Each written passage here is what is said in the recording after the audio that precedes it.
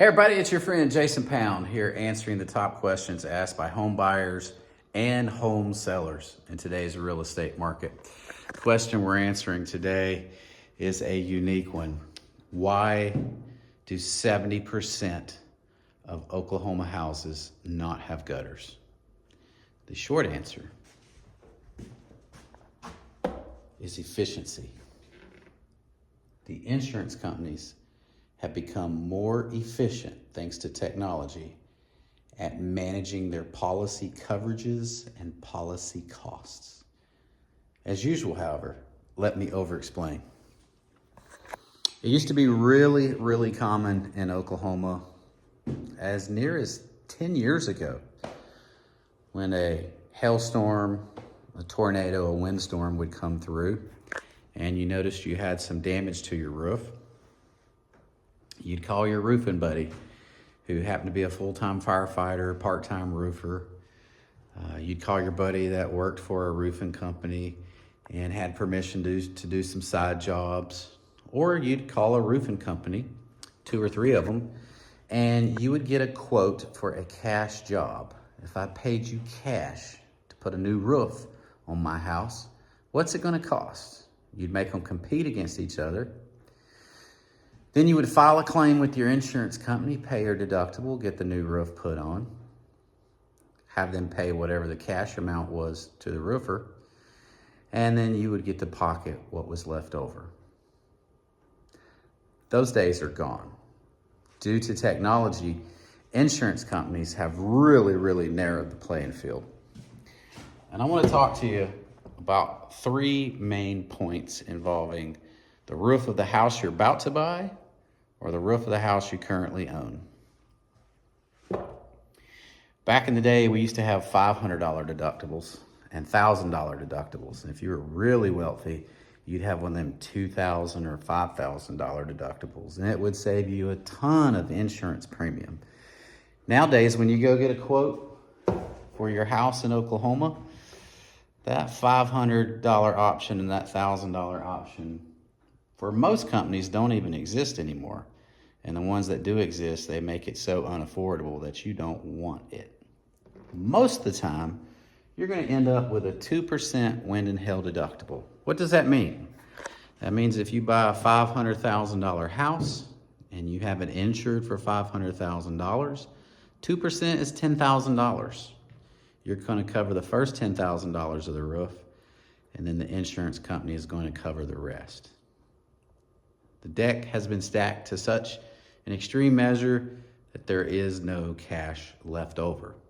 So getting 2 or 3 roofers to compete on price is doing the insurance company a favor. It's not doing you a favor. So how should things operate in the world today? Well, when you file a claim on your house and your roof has been totaled, the insurance company is going to create what is called a scope of work. And it is built based on the policy that you have purchased. And it is itemized to the nth degree. We're talking nails, flashings, shingle count, vent count, all of these details that matter. To put a new roof on your place, there is an inventory list that has to be submitted against the insurance scope of work. Most of the time, these insurance folks do not care if you get the new roof or do not get the new roof. The insurance companies, for the most part, are not out to screw you. They're just corporations that have low head counts.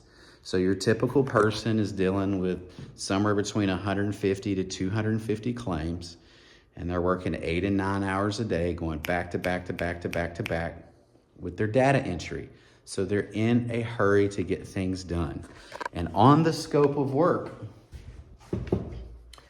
oftentimes many things are left out. So if you are only going off the scope of work that the insurance company gives you, you are leaving money on the table. You are leaving product on the table. You are leaving the quality of the new roof that's going on your house. You're leaving that on the table.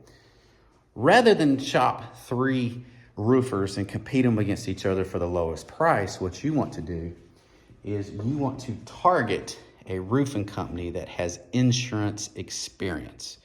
Most of the roofers that I deal with used to be insurance agents or they used to be claims adjusters, and they know how the game is played. And they immediately take the scope of work, plug it into one of their systems that has access to the policy of your insurance company, and they compare the scope of work against the policy, and they find every single item that was left out by the insurance company, and they fight on your behalf to get the scope of work increased, which increases the amount of funds that are available for your roof. Now, because of that $10,000 deductible for a $500,000 house, you can see why a lot of people do not replace their garage doors and they do not replace their gutters when the storm hits. They use the funds for the garage doors and the gutters to cover their deductible to put the new roof on. And then when the next storm comes along, they have no gutters. They don't have garage doors. They don't have insurable products that they can use to offset the deductible, and then they have to come out of pocket for those items.